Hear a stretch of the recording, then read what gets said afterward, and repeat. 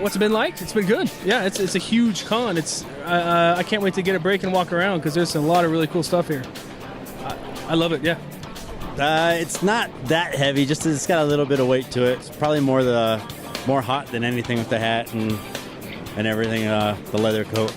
Other than that, it's nice getting all the pictures and stuff. I can't walk 2 feet without someone wanting another picture, so it's cool.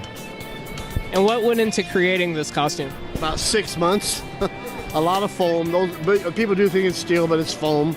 A lot of there's wires, heavy threaded wire through here holding it in place. He's from California, so this is his first time ever at a Comic-Con. So I wanted him his first time to wear a costume, and he's getting a lot of people interested in it. The League of Utah Writers is Utah's oldest and biggest writing organization. We're a guild of writers of all levels, from rank amateurs to highly successful published authors. I'm somewhere in between.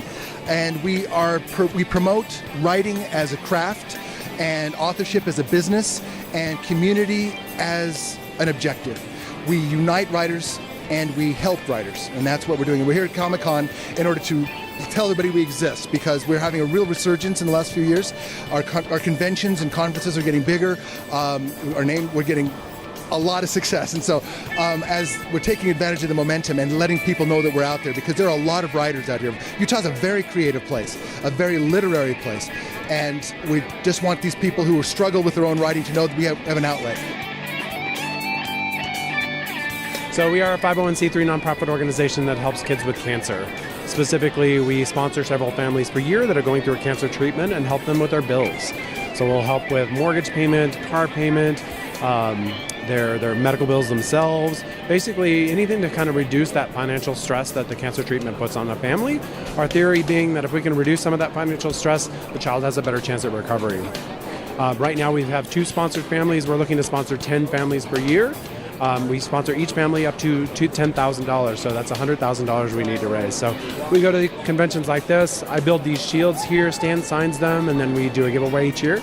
It drives a lot of booth traffic and gets people to hear about our cause. How did you get Stan Lee involved? Actually, I met him and his wife and the whole team in Los Angeles 4 years ago. And just kind of when I first was getting this charity started, I had him sign a couple of them, and they all learned about what we do and how we work and helping out kids with cancer. They were totally on board with it. Cecil, could you tell us just a little bit about what's going on here and what you're doing at Comic-Con? Absolutely. I'm a Rick Grimes look-alike cosplayer. I build a set to go along with my features at all the conventions, and I bring in guest cosplayers as my special guests. Obviously, we have a Daryl, and we have this guy. And featured all over the U.S., Canada, and now I'm being featured overseas.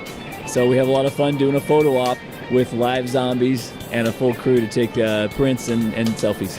And do you guys get mistaken for these actors when you're just living your normal lives, just walking down the street? Absolutely. Especially when I put my ride hat on. People think I'm Norman all the time. Actually, the fire department that's in charge for 48 hours of this convention the other night literally waited at the red light because they thought I was Norman Reedus, and they came by the booth yesterday and took a picture with us. So that's just an example of how often it happens, especially with this guy. Yeah, everywhere I go. You know, they either say, do you know who you look like? Or, oh my God. Or they know me by what I do. But it doesn't hurt that I actually dress like Andrew Lincoln, even when I'm not dressing like Rick. And that adds to it. Love it. Doesn't get old ever.